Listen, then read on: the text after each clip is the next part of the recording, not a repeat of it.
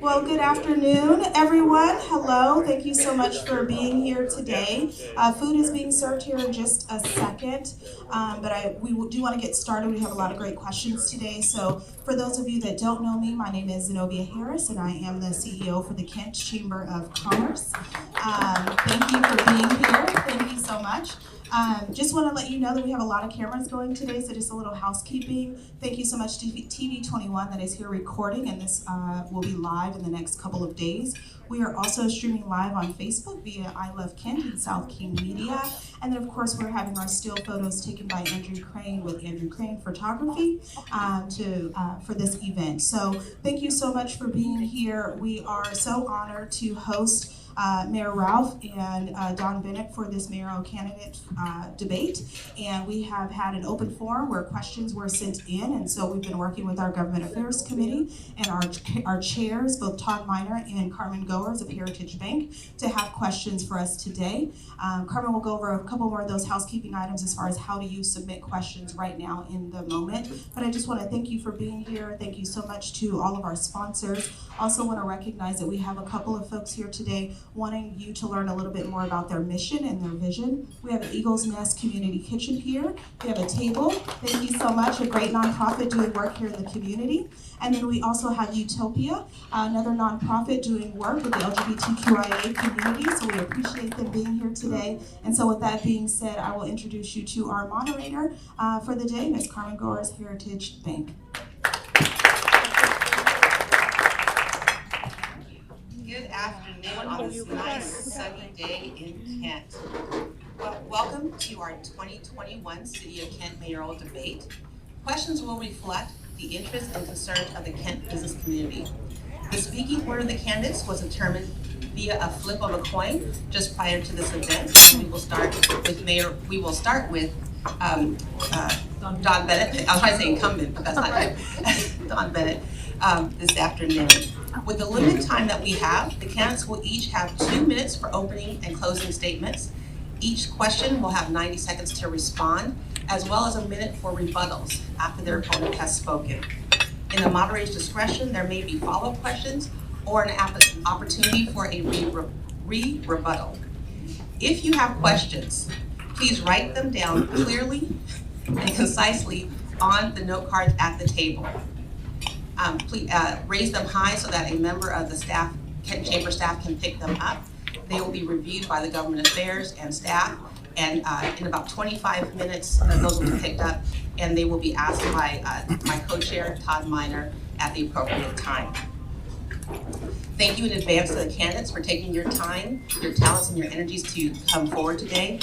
And thank you to the audience for your attendance, and in advance for your courtesy to our candidates. So candidates, once the question is read, your clock begins. You will see a yellow card at 30 seconds and a red card when your time has expired, as stated before you there. We are known here in Kent for being on time, so I will gently remind you when your time has expired, and in order to keep asking as many questions as possible. So with that, we will start with opening comments. Dawn Bennett, begin. Thank you so much. Thank you for having me. Can you all hear me? Can everyone hear me? Thank you so much. So first I'd like to start out with saying flat out, I am not for defunding the police. Folks who think that I am for that, I am not. My sister is a retired police officer. I need everyone to know that I am not for that. I need to let everyone know that I'm running for mayor to make Kent a stronger Kent through policing, through our parks and our infrastructure. I am the Executive Director of African American Leadership Forum, and I've been that for almost 25 years. And we do work in the arena of health and wellness, education, child wellness, criminal justice, and economic development. I want you to know that those are the 5 issues that hit African American communities frequently, all the time, for years. Education is where we spent most of our time, and I've been in Olympia advocating for the correct dollars to put upon everybody in education by being the Vice President of Washington's Paramount Duty. I am also the co-founder of Multicultural Education Rights Alliance, because as I did my work with African American leadership, folks from the ELL community asked me to help them, and I showed up in rooms. I showed up in classrooms talking about IEPs, the unfairness of IEPs, the unfairness of IEPs on communities that don't look like everyone else. I am a staunch advocate for everyone. I am a lifelong supervisor. I've worked for the city of Seattle as a supervisor from the beginning of my career. And as a supervisor, I learned to lead. I feel like I've been leading everyone. So my experience is vast, my education is good, and I'm from Mercer Island, Washington, and I've been here for almost 25 years. Thank you very much. Thank you, Dawn. Thank you, Carmen. Good afternoon, everyone. My name is Dana Ralph, and for 4 generations, my family has wanted Kent to be a place that we can all be proud of. Each generation of my family has lived here, has had unique challenges that have shaped our city and made it what it is today. You think about the industrialization of our valley, the droughts and depletion of crops, all of those things have changed and made Kent, the growing technology base, the city that it is. But they were challenges, and our generation is no different. Think about what we've been through: recessions, unprecedented development and growth, a racial awakening last summer, and don't forget about the global pandemic. Every hour that I have been awake for those past 4 years, I've thought about how I could make the impact of these challenges a little bit less for you and your families. As mayor, I have fought hard to bring jobs to Kent, to improve our roads, to reduce congestion, save you time so you can be home with your family, improve our parks and open spaces, and I've led the fight to protect your families, your jobs, and your businesses during COVID. We haven't fixed every problem. We probably haven't even fixed half of them, but you know what? We've fixed a lot. And we've done that because we've done that together. We've brought millions of dollars of investment to our city, expanded housing options, improved transit, added more parks and family activities, and we've protected small businesses. We've made progress, but we have many more things to do.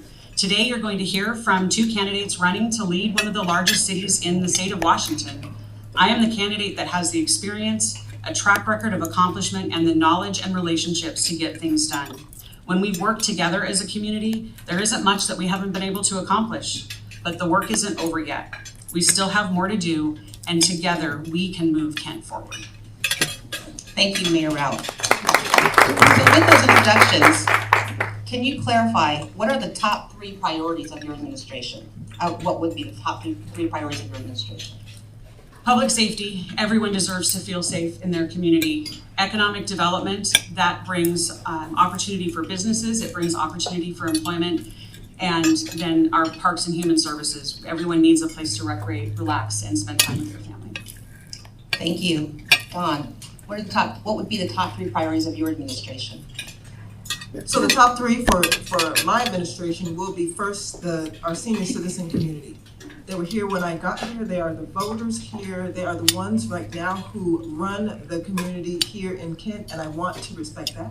The second priority will be the business environment. Our small businesses with COVID hitting have fallen down around us, and I would like to bring that back. And education, of course, because I am an education advocate. Okay. And how would you generate the funding for those priorities? You know, I think we need to readjust our budget when it comes to policing. I think we need to reallocate some of those dollars. I think we should spread them around a little bit. I think HSD can do a lot more for this city so that we don't have a safety problem in this city.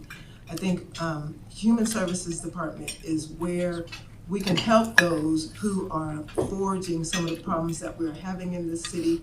And if we fund that and help those who are mentally ill, help those who are struggling, help those from the ELL community, I think we will have a better way to go when it comes to running businesses here.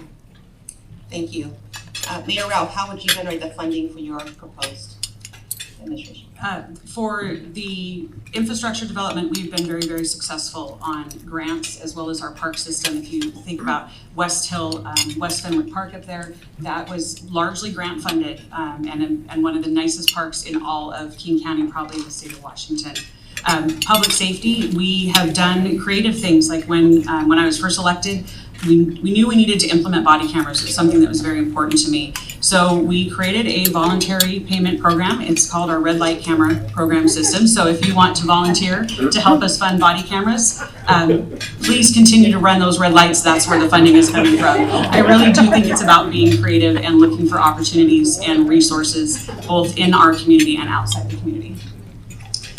And that was our introductions. I believe I funded some of the body cameras. Thank you. And they just show up in the mail, non-tax deductible. So on to question one. Kent is an economic engine in the Puget Sound region, and we are a business community here. So as we emerge from the global pandemic, what are your strategies and recommendations to attract and retain business? How will you make it business friendly here in Kent? This starts with Mayoral. All right, thank you. Kent is an economic engine, and we have long since had that presence in our region.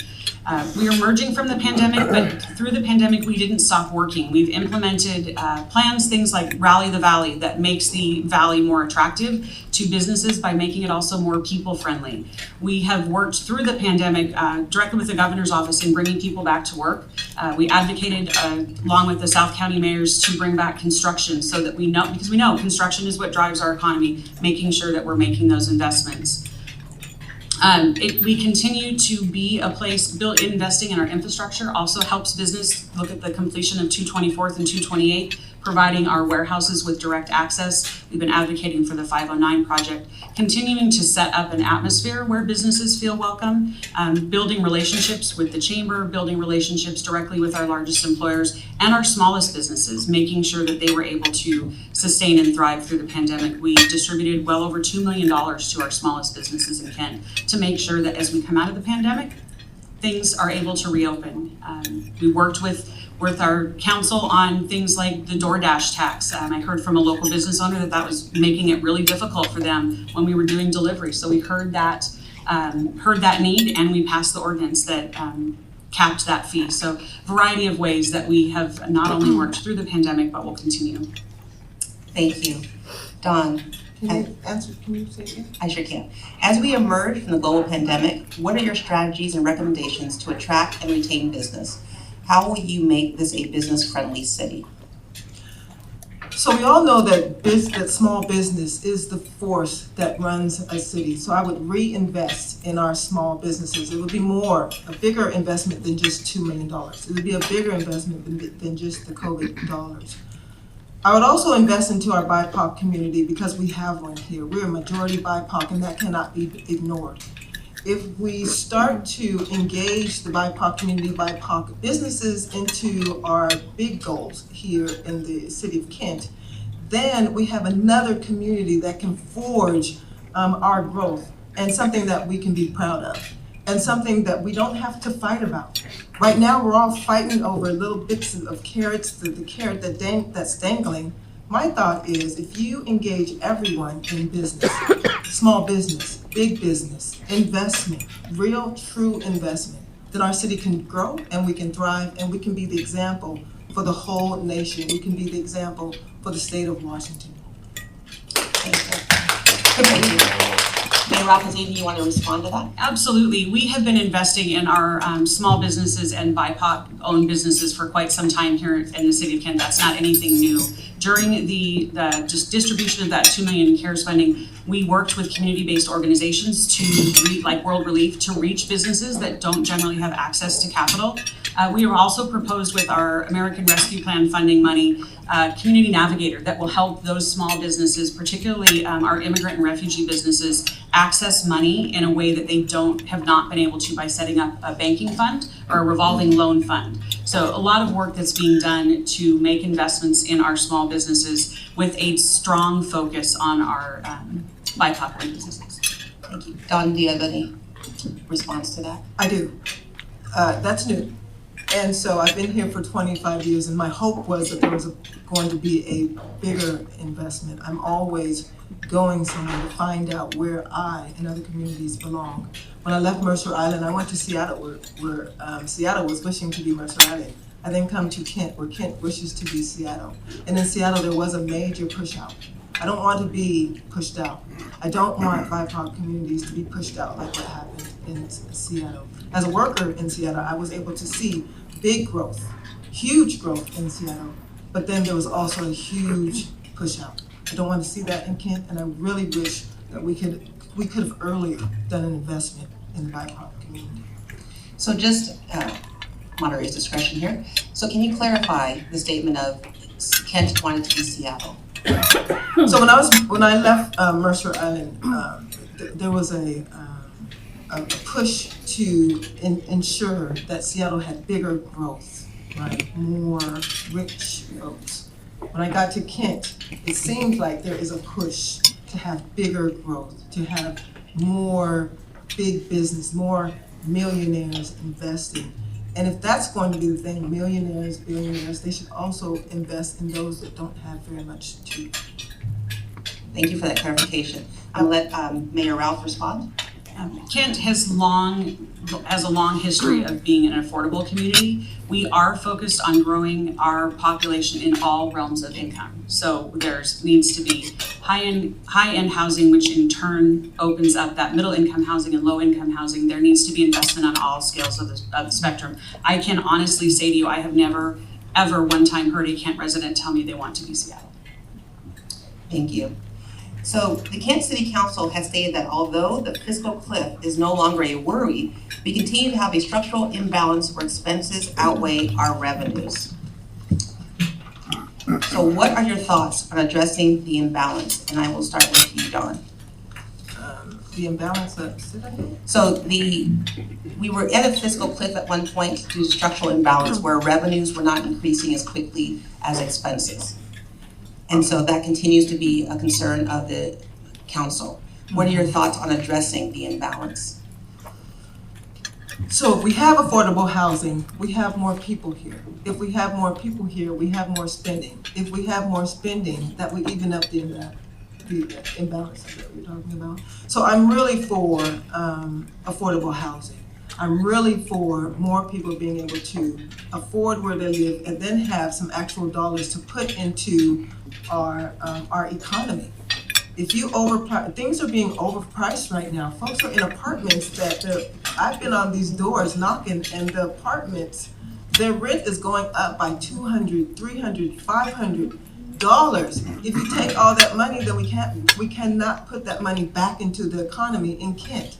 Once we get that, as mayor, I want to put a cap on that. Once we cap that out and have folks have dollars that they can put back into the economy, then we can be a more thriving Kent. I don't know how rent has got out of hand here. I've usually been in a house, I had an apartment, and the rent went up astronomically. I had to leave, go buy a house. I mean, we need affordable housing so we can have people investing in our economy.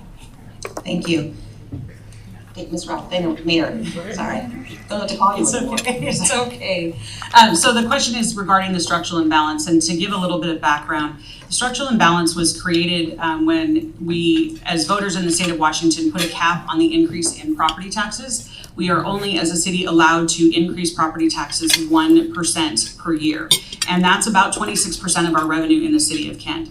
If you think about inflation, it goes up 2 and 3%. So the cost of goods, the cost of wages, cost of services all go up at a significantly higher rate than the revenue stream goes up. In June, we saw a CPIW of over 6%. That is the highest we have seen since 2008, and it's actually a little bit higher. So that structural imbalance is a very real thing. The way that we address that is continued investment in economic development and bringing business to Kent. So we're creating an economy. That is absolutely true. But we also need to make sure that we're spending responsibly, and we will continue to have what we call status quo budgets. It means not a lot of new programs because we can't afford necessarily the programs that we've got. Until we figure out a mechanism for cities' revenue to keep pace with inflation, that imbalance will exist. And it's not just something that's in the city of Kent. It's all of our cities are facing this issue when your revenues do not keep up with your expenses through something completely out of the city's control. It's not extra spending, it's just the reality of how money works. The structural imbalance will continue to be there, but we've got tools that we have been putting in place to help us maintain. Thank you. Dawn, did you want to expand? I did. No, okay. So in 2018, the Kent City Council raised the B&O tax to balance the proposed budget that included 10 years of said tax increases.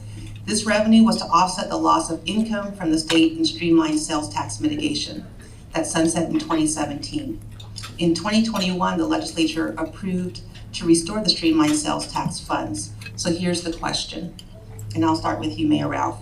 Kent's B&O warehouse square footage tax has doubled since inception in 2013, with the use of the maximum allowable level by the state in many categories. Would you anticipate any reprieve for business owners? What can you encourage business owners with? So that is a hard question, and I'm going to be honest. I don't see us having the ability to roll that back. The B&O tax was the one and only option the city had after the state legislature changed the way that sales tax is sourced. If you think about our Kent Valley, it's all warehouses.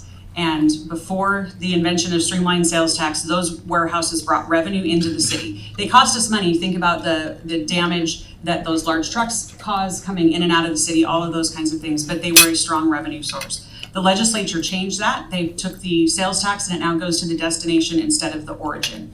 In today's dollars, my guess would be we're losing about $20 million in revenue. So we were able to be successful for a short term with the legislature last year to continue that, what they called mitigation, but it's about $3 million. And it ends in several years. So it does not fill the gap. And the way that our tax structure is in the state of Washington, other than a B&O tax, which is an extremely unfair tax, as a business owner, I will tell you, it's the hardest check that I write. There's no question about that. The reality is we don't have any other tools. And with the change in sales tax sourcing, that $20 million that we would be receiving in today's money would be in place of the B&O. Thank you. Dawn. I would agree with the mayor that is a really hard question. And so what I would do is I would go to the community. Again, when I'm knocking on these doors, I'm running into everyone. I ran into a business owner who told me that the B&O tax is killing him, killing his business. And what I told him is that we're taxed up the yang here in Kent. And so what we would need to do is have a neighborhood council. I would bring that back so that I could talk to business owners about some solutions about our tax structure here in the city of Kent. As a business owner himself, he said he would be the first one to sign up on that neighborhood council because information has to come back and forth from everyone, not just the chosen few. Well, being a moderator, we got you to agree, so Kent's the place to be. So right now they're collecting questions. If you've written them out, please raise your hand. I know they picked up a few so that they can see you. Carmen, can I have a chance at rebuttal on that one? Yes, I just want to make sure. Okay. Go ahead. Thank you. So I also want to clarify the change in the B&O tax. We set a floor floor or ceiling, a threshold. You do not have to pay B&O tax in the city of Kent if your business makes $250,000 or below.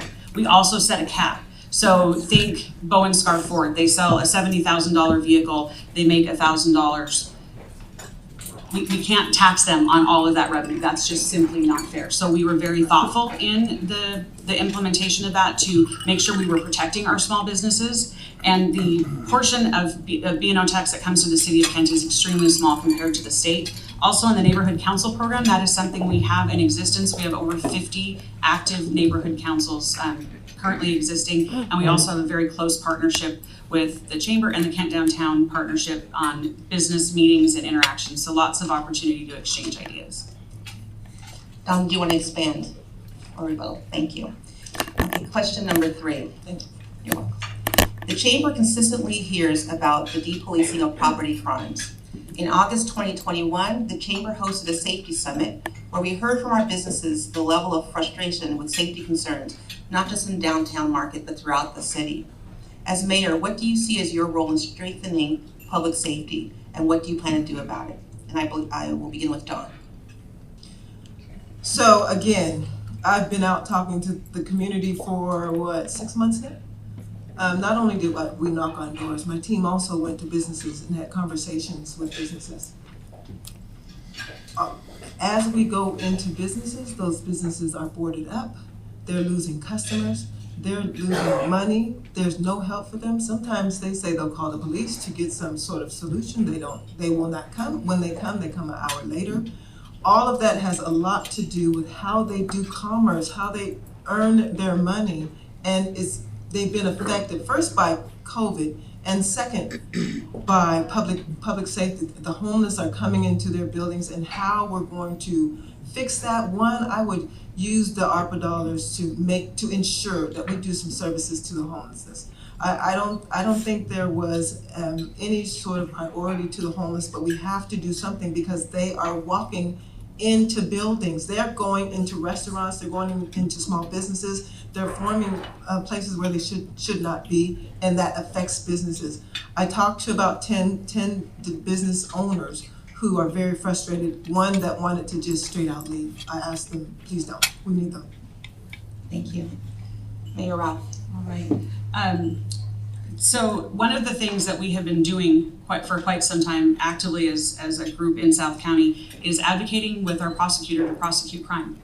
Our officers can do the work, they can make arrests for property crimes, and if people are not being held accountable at the level of the court that our state has said that they should be held accountable at, we don't have the ability to do anything different. We are, and then we've seen a decrease in our jail population through both philosophy and policy, and then as a result of COVID. So I will say 100% we have seen an increase in property crimes. We are, as a police department, responding with the resources that we have.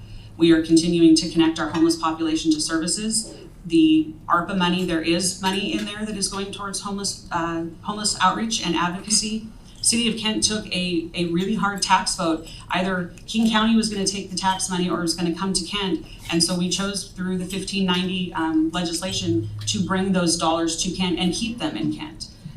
Public safety continues to be a top priority for me. I have requested the council unfreeze 5 positions at our police department in this budget. Have been making investments ever since I have been working in city government in our police department, and will continue to help provide them with the tools to advocate for our small businesses as well as our homeless population that is in need of mental health and substance abuse treatment. It's got to be, it's an and conversation, not an or conversation, and we'll continue to work on all fronts.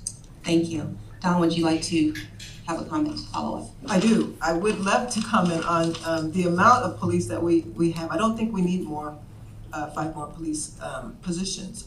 I believe that we need to do policing differently in this town. When I was working as a gang specialist, which I don't like to call it gangs, but it was a late night specialist, I would get home around 3 or 4 o'clock in the morning, and there were like 4 or 5 police officers following me every weekend. And so I felt that was wasteful. And if we continue to do that, 4 or 5, 6 police officers on a stop, I think we can do policing differently and have a better resourced police department where folks are not stopping folks 5 or 6 police officers at a time. It's just a waste. So we have to stop the waste. I do not like political waste at all, and it seems like we're doing some of that, and we need to reimagine how we're going to do the policing. Thank you. Mayor Ralph, your rebuttal. So our police department is significantly understaffed and underfunded for a city our size. The numbers of our officers has not kept pace with the growth of our population. We are understaffed by probably 30 officers. Up until the shift change that we had to do an emergency enactment to go to 12-hour shifts, there were shifts where in the entire 34 square miles of Kent, we had 6 or 7, 8 officers. So their only ability is to respond to violent crime. Those community policing activities are not able to occur with the amount of staffing that we have.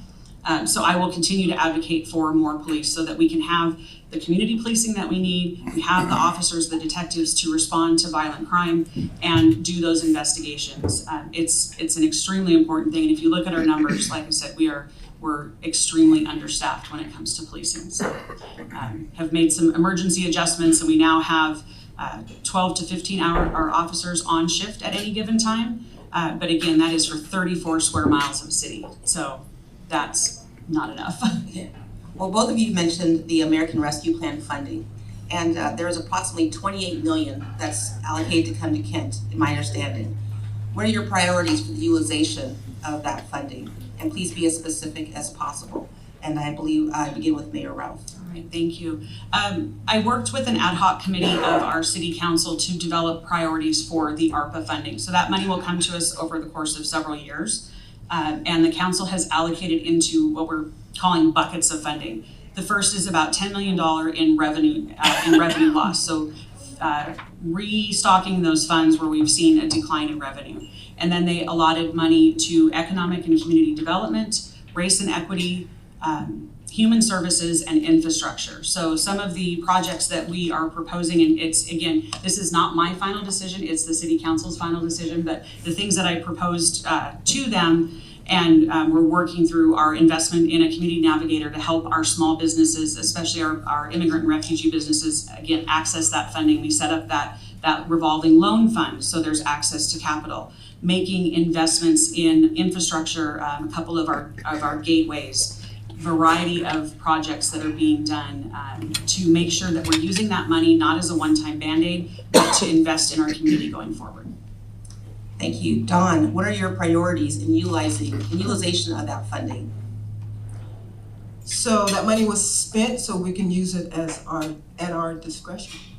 And so I believe that the quicker we can get all members of our community back to being financially healthy, the quicker the businesses will bounce back as well. So my priority would be investing back into the small businesses, back into business, so we can get folks working, so we can get folks. There are some programs getting started about getting our homeless population back to work. So I would have some sort of, through HSD, some sort of program so we can get our homeless back to work and invest in small businesses so we can get that engine back started and rejuvenate Kent. Thank you. Mayor Ralph, would you like to expand on that? Sure. So the money has not been spent. We don't even have it all yet. It hasn't come into the city. And there are guardrails. There's guidance on that money and how it can be spent. We are working within that guidance, and the council is having those discussions. And to Ms. Bennett's point, we are using it to invest in our small businesses. That's that revolving loan fund, the community navigator, a technical assistant. So if you're coming in and needing tenant improvements, we've got somebody to help with architecture and design and permitting, all of those kinds of things. So absolutely reinvesting this in our community so we've got a solid foundation to move ourselves forward. Ms. Bennett, would you like to respond? So I agree. in that, I'm doing good here, so I'm reading points. You're earning my pay today. Both of you mentioned access to capital. As a commercial banker, it's not just access to capital, but technical services as well. I'm gonna start with you, Ms. Bennett. In your plan, do you see where you can expand upon that to help those small businesses grow? Access to technical services. As a business owner myself, I have two small organizations, a nonprofit and a contract business. I think that would highly be useful, yes. I'm all about helping others. I'm all about helping other businesses. And so as I am successful, those that are coming after me will be successful also. It's really important that banks get on board when it comes to investment of small businesses and organizations. It's really important that we don't just give grants. We have to invest. Sometimes those grants run out and folks only have 5 years to get done what they're trying to get done. That money goes away. There's no investors in line to help with any of the work that we're doing. And so absolutely yes. Okay, thank you. Mayor Ralph. So can you repeat the question, please? Not exactly, because I said it from the top of my head. That's okay. I think I got it. I think it's about investment in other services. Moderator's discretion has been disclosed. I love it. It was along the lines of technical assistance, provide technical Absolutely. assistance. So the city has invested and will continue to invest in a partnership with the Small Business Development Center through Green River and Highline Colleges that help new businesses, existing businesses that are looking to grow, develop business plans, find places where there's capital, get that technical assistance. In my presentation to council on recommendations on the ARPA funding, again, providing that technical assistance, whether it be around tenant improvements, applying for loans, architecture, that kind of thing. We've also requested money for a community navigator that will work hand in hand with those small businesses as they work through the process. And then again, want to talk about that revolving loan fund. There's a lot of our small businesses that don't have access to traditional capital through a bank, making sure that they have an ability to take out those small loans and invest in the community. So we are doing a lot of work in this arena and will continue to do that. Okay, thank you. So as Todd Miner makes his way to the podium for those questions, he's the he's the co-chair of the Government Affairs Committee and the owner of Nana's Southern Restaurant to answer those questions. All right, ask those questions. All right. Well, first of all, let's give it up for our terrific moderator. And we all know how important marketing is as a business owner, so I'll be very clear, it's Nana's Southern Kitchen. Nana's Southern Kitchen. I'll make the whole audience say it in a sec. All right. So I have about 5 questions here. Somebody has really good handwriting, but let's first start with, I'm not sure, we'll go with Ms. Bennett. Is there a plan to increase diversification of minorities amongst the police department? Yes. We can't just keep having that one black police officer in pictures. We have to have a good amount of diversity amongst our ranks. We have to have folks that speak the language. You know, when I was a late night specialist, we had 24 different centers that we were in because we were all over the neighborhoods trying to figure out which community is trying to start up gangs in the name of their cultural community. That was very helpful for, Seattle had some multicultural police officers that they put with us, and some of them spoke the language. That worked. I have worked side by side with police officers for about 20 years, doing that work in that way where folks, police officers knew the community and then did not engage until the community members asked them to. Thank you so much. Mayor Ralph. Thank you. So I want to start with a clarification. Kent does not just have one black officer. That is not a factual statement. And it is something we've been focused on, diversification of our police department, for quite some time. Our recruiting and hiring division makes that a priority. We have a race and equity advisory board that works with the chief of police, and we are consistently asking community, if you know someone that is looking to get into law enforcement, please have them apply. It is, we cannot hire people that are not applying to the department. It's a goal, it's a focus, and our numbers have been improving.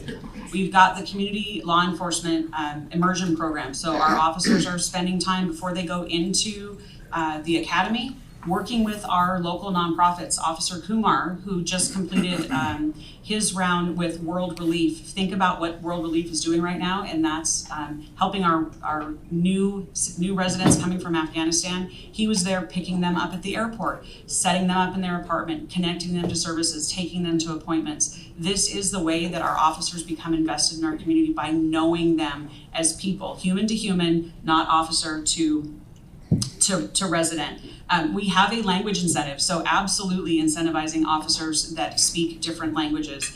We have many languages that are spoken in our police department. So we are doing all kinds of work and have been doing the work around not only diversifying what our officers look like, but their experience, where they come from, how they connect with people, and providing them with the tools to be a part of our community. Thank you so much, Mayor Ralph.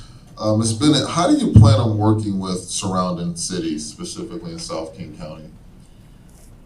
Thank you for asking that question. I've been answering this the same way every time it's asked.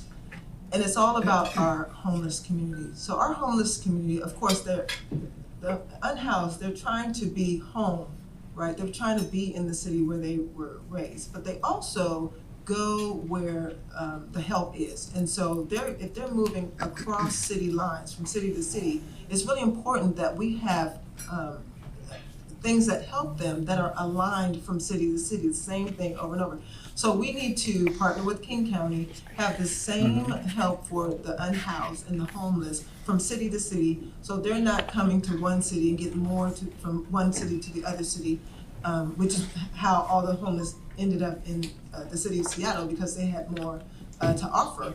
So if we are aligned with Renton, aligned with Federal Way, aligned with neighboring cities with some of the things that we're going to offer to help them, then they'll be more comfortable staying right where they are, getting services that they need, and then growing and moving from there. Thank you. Mayor Ralph, how do you plan on working with surrounding cities, specifically in South King County? All right, that is a question that I love. Since I have been mayor, I have been, and even as a council member, heavily involved in the region, specifically in South King County. In 2020, I was the president of the Sound Cities Association, which is the group of 38 cities outside of Seattle that works together and advocates on behalf of cities. I serve on multiple regional committees, making sure that Kent has a seat at the table, but the most important part of that work is that if I can do something that helps Auburn that doesn't harm Kent, then I'm all there, I'm in, and it's because we have relationships. The South County mayors meet on a very regular basis. We have conversations about what the needs are in each one of our cities. How can we help? We've advocated on things like, I talked about prosecution with our King County prosecutor. We're advocating collectively on homelessness. South King County Housing and Homelessness Partnership, I'm the vice chair of that group. There's many things in place where we work together, but it's at the end of the day about relationships and taking the time to develop them. I need to know and do know my fellow mayors, city council members, because when I need help, I need to be able to say, hey, there's all these things we've done together, can you step up? Just like Kent will step up for our other cities. So it's about relationships, honestly. Thank you so much, Mayor Ralph. I'm gonna come back to you with this one. Kent has many unique neighborhoods. Both of you have lived here for a good period of time. What neighborhoods have you lived in, and where do you live now? All right, thank you. So I'm looking out this window and I can see the house that I grew up in from right here. So right there on Alvord, off of James Street is the house that I grew up in. Actually was the house that my grandparents built. Made it about 10 blocks up the hill, so just up there by East Hill Elementary, and I've lived there with my husband and my family for now 25 years. All right, Ms. Bennett? For 20 years, I lived right up the hill, right up 240th and James, off of 112th. Now I believe I've moved to, West Hill? I'm a renter now. I rent out the home that I own, and so I just moved to West Hill. Okay, coming back to you, Ms. Bennett, what is your plan for small minority companies that want to do business in Kent? And this is one, as particularly important to me, is navigating the city permit office. So I think it seems like our city permit office needs to be bigger. I continue to run into businesses that keep telling me that they could not get a permit, and there's a bottleneck or something that's happening, and I won't know until I get in there. Again, I want to bring back our neighborhood council, so when those problems come up, there's a representative from the business community that can tell me what problems are coming up so we can nip it in the bud. But the permit situation has been really hard for folks, and I've heard them. I've been at businesses and they've told me about their permit problem, and I've heard them, and I can't do anything until I'm there, until I get that council going where information is flowing from community members, business members, to our office of the mayor or city council. So an open communication is what I'm trying to have. Thank you, Mayor Rep. Okay, so I will tell you, we have had challenges in our permitting system. There is no question about that. That is why we have made a multi-million-dollar investment in updating our software and systems. Kiva, which we have had for years, was far out of date and a broken system. We were on path to have that implemented. COVID hit, and when COVID hit, we had to move everyone out of our, they were working from home. So we had to put together sort of a band-aided system that would allow for the digital submission of permits. What I am pleased to say now is that we are this month going to be going live with our new permitting system, Amanda, fully automatic, so you can submit your plans and permit requests from the comfort of your couch or your office. At the same time, we are adding positions in our permitting center and permitting review. It's something that is proposed in this budget and that we have done through the last couple of years. So all of the things are in place to address that permitting backlog and bring the technology and investment that we need to help our businesses of all sizes navigate through the permit system. Thank you. Am I running out of time? No, Okay. I got your last question. I got it, okay. All right. Give it up for a moderator, you know. Be honest. Coming back to Mayor Ralph, how are you going to fight food insecurity in Kent, and why is that not part of your top priorities? Food insecurity is a problem that we've got all around the community, and it is something that we are working with our nonprofits and community organizations on a regular basis. In fact, yesterday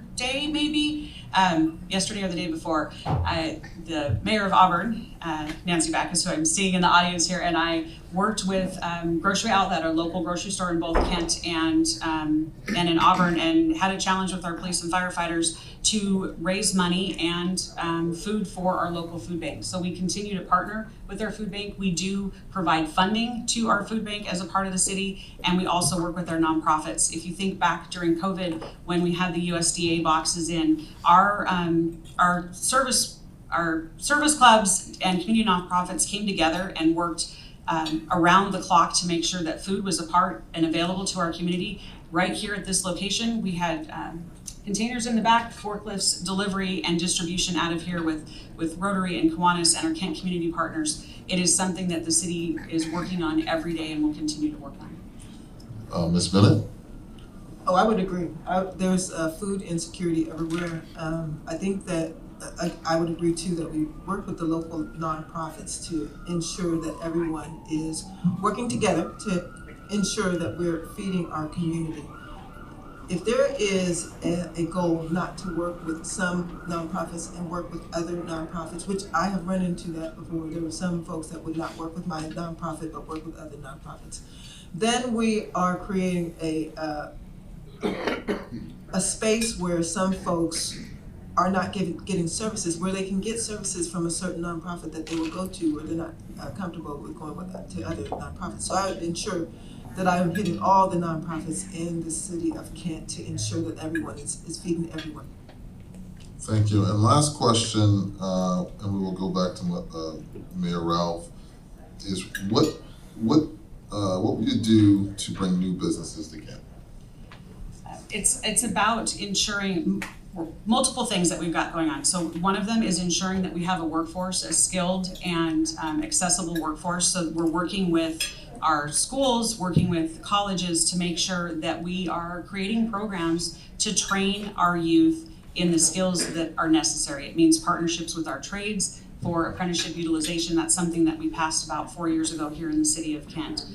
It's investment in infrastructure. So I talked about the 228th and 224th bridge. It means that our freight, our warehouses, those trucks don't have to sit in traffic because the trains are there. It's finding ways to invest in our permitting systems, infrastructure, and resources, making sure that jobs are available to continue to make Kent a friendly city for business. Thank you. And Ms. Bennett? I put a cap on rent. Folks need money in their pockets to spend at the businesses that we're trying to attract. If they don't have any money, they can't go to the businesses. And so my first goal would be to put a cap on rent, because the money that folks want to spend in businesses, they have to spend it in rent. Some folks are telling me that they don't have any more money. They're working 2 and 3 jobs just to hit rent. So if you're just trying to pay rent, you cannot go to the businesses, and some of that money that you have left over cannot go into the businesses. So attracting businesses mean that we have a community here that can purchase from the businesses. And so if rent has chewed that all up, we have to do a better job of ensuring that our citizens keep money in their pocket and have some of that money to invest back into the community, invest back into small businesses. As that happens, the businesses will come here. Well, thank you so much. Carmody? Thank you. Thank you, John Miner, from that Southern restaurant. Kitchen. Please edit that part out. So thank you. So Each candidate had this question posed to them before. What question would you like to ask your opponent? And we begin with Dawn Bennett. I believe you have the podium. Where are my signs? Oh, it's like, I'm just kidding. My question would be this. If I were mayor, would you support me in return? Yes, I believe in working with whoever is in that role, that would not support you. Thank you so much. Mayor Ralph, what is your question for Ms. Bennett? I want to go back to a statement that you made about community and where you live. So you indicated that you think you live on the West Hill, is that correct? Yeah, I just moved. And so I moved, I think I'm on the West Hill, yeah. Mm-hmm. I just moved. Thank you. Okay. So starting with Mayor Ralph, should all city Kent employees and police be vaccinated? I'll tell you, the city of Kent does not have a vaccine mandate. I strongly believe in vaccinations, but I also strongly believe in the right to choose whether you're vaccinated. And we are not in a position like some of our neighboring cities where we can lose 345 police officers. Thank you. Ms. Bennett? Should all City of Kent employees and police be vaccinated? In time, yes. Okay. The next question. Oh, I need my glasses. All right, I was doing so well there for a moment. What am I wearing? Yeah, the readers. Oh, perfect. Thank you for, so it says, question for Dawn Bennett. Thank you for sharing your background and work experience in Mercer Island and Seattle. As you run for mayor of this community, can you tell us about your familiarity and experience in city government, and specifically what City of Kent committees, commissions, and activities you have been involved in or related to issues in the city? So most of my work has been in education. So as I said, I am the vice president of Washington's Paramount Duty. That has to do with Kent. That has to do with getting funding in education for the state of Washington, which includes Kent. I have not been on a lot of boards in Kent, but I've been on boards throughout the state of Washington. One of the boards that I was on is I was on a board for a food bank. I just quit that board to run for mayor. I'm also the chair of my own African American Leadership Forum, and I am to tell you that when you dip into doing some of this work with basically African Americans and those who are in need of education, you tend to get spread out a lot. And so your time cannot be spent on boards, because as you engage with some of these problems, it's like you just get caught up in so much of the work fixing things that have not been fixed. So I would have loved to be on other boards. I've also always worked on campaigns. I was a campaign volunteer for Kaufman, Senator Kaufman. Claudia Kaufman, and I worked for Washington, an education advocacy program. That's about it. Thank you for that. So we're going to move into some speed questions. In front of you, you have three folders: a green for agree or in favor with, a red for you disagree or not in favor with, and a brown for neutral, you have not formed an opinion. After we go through the speed questions, just hold the cards, we ask them, but then you'll have 90 seconds to expand or respond on those. Okay. Okay? So a cap, so the first one is a cap on school impact fees on multifamily developments for school district funding. Do you agree, disagree, or have not formed an opinion? Thank you. Property tax levy lid lift to fund the police department. Agree, disagree, or have not formed an opinion? Thank you. Increase the city's B&O tax. I'm gonna close my eyes. Thank you. Add or increase a head tax. Thank you. Increase property taxes more than 1%. Thank you. Add or increase impact fees. Can you be more specific? Yeah. No, that's all the question asked for. I don't have an opinion. Okay. You guys are making me work now. Okay. Add or increase permit fees above actual city cost. Thank you. Add a city income tax. Increase the real estate excise tax. Thank you. Vaccination proof or negative COVID test for restaurants, bars, and events. So where's the one that says in time? In time. There you go. Okay, thank you. I work with everyone. I appreciate that. Okay. Partnership with South King County Housing and Homeless Partnership. Thank you. I will begin with Mayor Ralph for 90 seconds to expand on your responses. That was a very long list, so I'll start backwards because I can remember. I'm already part of the South King County Housing and Homeless Partnership. I'm actually vice chair of that. I'm not supportive of a head tax. We unfortunately, and will have a B&O tax, and there's questions about whether that's possible or not. There's a cap on school impact fees, property taxes, permit fees, city income tax, real estate excise tax. All right, the city is allowed to recapture its costs for permit fees, so that's sort of why I'm not in agreement there. Property tax, I said yes to that, and really what I would like it to see is it to be in relationship to inflation. That would help us with that structural imbalance.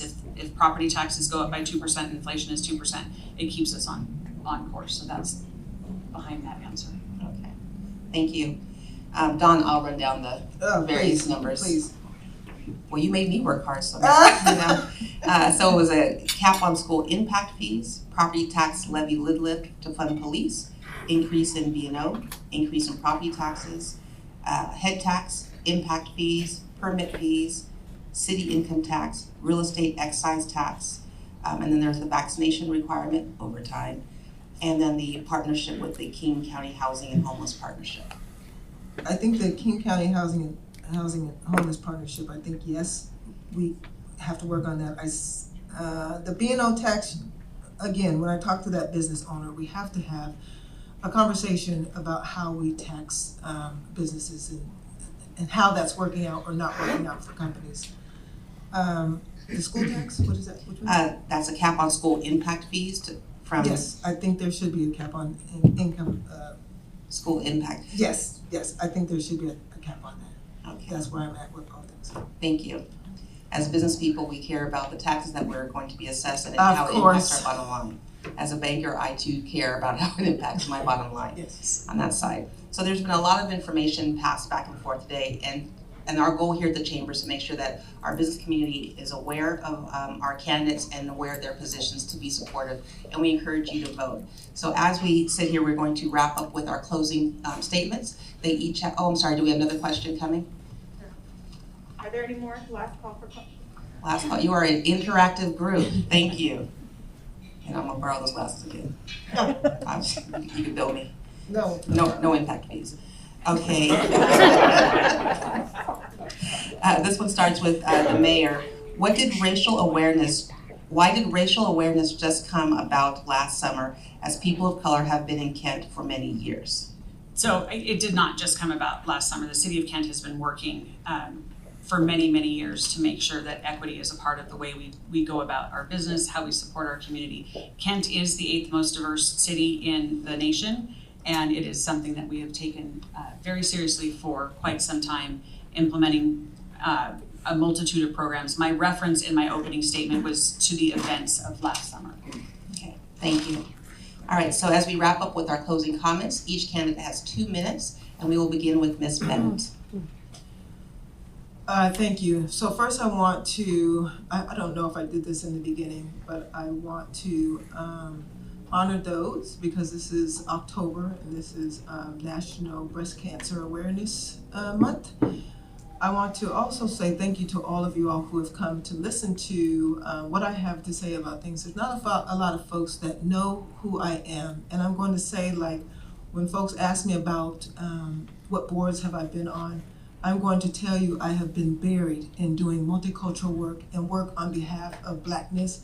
And as that work happens, you are buried in some of the issues that come around when you start that work. You get buried, and what you're looking for is some reprieve. What you're looking for is some reprieve from our leadership. It doesn't come, and so you're spread thin. I would like to be the mayor of Kent because we are the #1 BIPOC city in the state of Washington, and that work needs to be done. It cannot be ignored anymore, the diversity of this city. I want to bring white folks together with the BIPOC community to work together to make us a stronger city, and I want to celebrate that side by side with folks that don't look like us. I've been doing it all my life. I was taught to do that, which is why I ended up on Mercer Island. I was taught to be a businesswoman, to learn commerce, to be an earner. And folks are expecting our communities to do the same. We can do the same if there's leadership that embraces that and leads that too. Thank you very much. Thank you. Mayor Ralph, your closing comments. I want to start by thanking Carmen and Todd, Zenobia, and all of the chamber for hosting this event. It's extremely important that our businesses and residents understand who it is that's running to represent you. So thank you all for taking the time. You've heard my opponent and I, and there are some clear differences in how we see things, view things, and would tackle this job of being mayor. People have always said that campaigning is a part of the political business. And I want to be clear, this isn't a business to me, it's personal.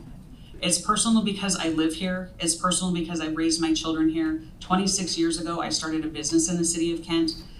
I've spent nearly 2 decades volunteering in this community. Everything from PTA to Kiwanis, serving on the Land Use and Planning Board, Arts Commission, City Council. I have invested my time 100% in the city of Kent, doing service alongside of many of you that are in this room. Kent is my forever home.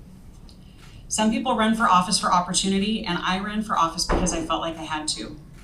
I'm not a professional politician. I never had any aspirations of doing this. It was an opportunity to take care of the community that took care of me. I'm not a Democrat or a Republican. I know that that's one of those things that people ask. This is a nonpartisan race, and I am an independent, and I will be and always will be. I'm also your neighbor. That's the most important piece of this. I want better roads, just like you do. I want safe neighborhoods. I want good paying jobs in our community.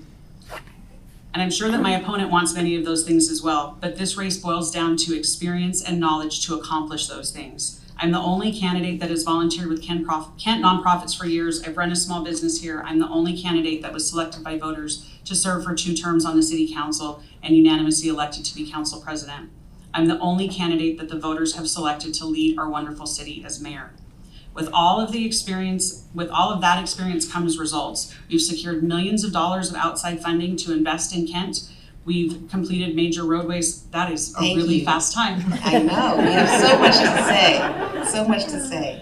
I want to thank you, ladies. Ms. Bennett, I appreciate the audience for your being interactive, engaging with your questions. It was a great situation. So I'm going to bring back to the podium CEO Zenobia Harris to wrap us up for the day. And thank you.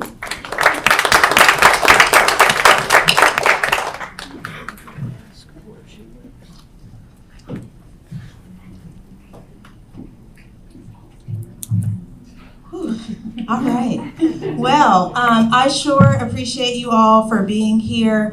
And again, thank you so much to Todd Miner and Carmen Goers and the rest of the government affairs and our board of directors. This is something as a chamber that we really pride ourselves in making sure that we create these opportunities for our community members to understand who will be leading us into the future. And so again, I appreciate Mayor Ralph and the work that we've been able to do. And I also appreciate you, Dawn, coming in and joining the chamber as well. So if you guys have any questions, this is an open forum, meaning that you can always reach out to these members. On your table, the candidates, on your table is a QR code. It'll take you directly to their website if you wanted to learn more about what they are doing, where they have been, and what they plan on doing here in the city of Kent.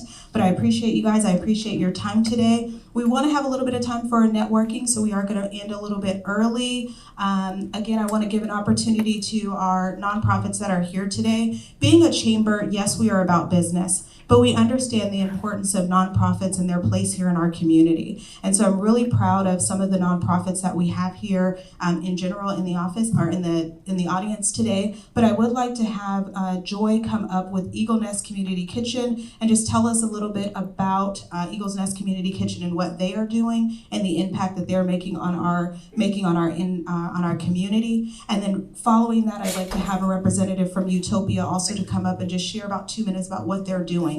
And when we talk about Kent being the 8th most ethnically diverse city in the state of, or in the country, I think it's important that we understand there are agencies that are actually actively working within that community. And so you'll see a representation of both of those 2 different communities being represented today. So with that said, Joy, there's steps on this side over here. We don't want any liability. I know Tim doesn't want you to jump up there, so I'll have you come up. Joy, Eagles Nest Community. Thank everybody for the opportunity to come before you. Eagles Nest Community Kitchen, we pride ourselves in fighting food insecurity, especially families that live in rural and urban areas. And actually I'm gonna be honest, I reached out to our mayor, and the mayor is the one who helped me get the mobile pantry started. And she gave me some community contacts, and I reached out to my other community partners to start the mobile pantry. And what we do, we work with food banks and literally bring food to families that are facing food insecurities, and also our seniors. We are very concerned about our seniors because they're very concerned about their health going out in the public. So we deliver quality food to them thanks to Praise Hallelujah Church, Praise Hallelujah Food Bank, and also Storehouse Food Bank in Covington. And I just want to thank Zenobia and everyone at the Chamber for giving us this opportunity. Thank you so much.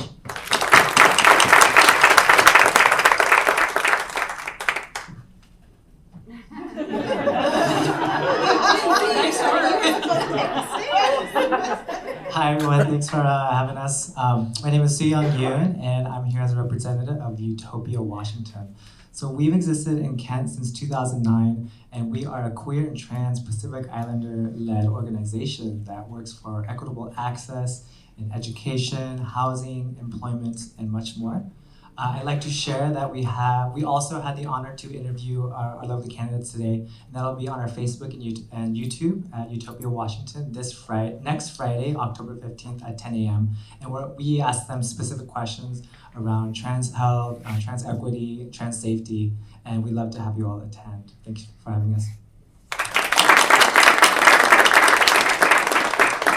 Thank you. I had the pleasure of serving on the Human Services Commission with their Executive Director, Taffy, who came in and gave us an enlightening speech on the importance of access for all people. And so I appreciate that. I think that may have been 4 or 5 years ago that I met Taffy, and she came in and gave us this information. So again, there's a lot of things going on in our community. There's a lot of ways for you to tap into what's going on and the impacts that you can have as just a community member. You don't have to run for office to make a difference, but it really does help. There are opportunities for you to volunteer, whether that's with your chamber, whether that's on the Parks Commission or the Human Services Commission. There are a lot of ways for you to get involved here in the city of Kent to make sure that we continue to thrive as a community, and that we support one another when times are good and also when times are bad. And so with that being said, I just appreciate you. Thank you so much to TV21. Thank you so much to Scott Schaefer with I Love Kent and Andrew Crane for capturing our photos today. And I'd like to recognize we do have some elected officials in the room today. We have Mayor Nancy Backus.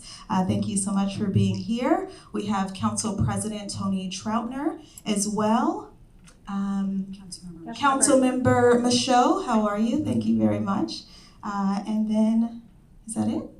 I'm counting on you. I'm counting on you, Mayor. I'm counting on you. I'm looking. Yes, use our eyes. Okay, awesome. Well, thank you so much. I appreciate you. We have about another 20 minutes or so in this space. Make yourself a new connection and continue to engage into your community. Have a great day.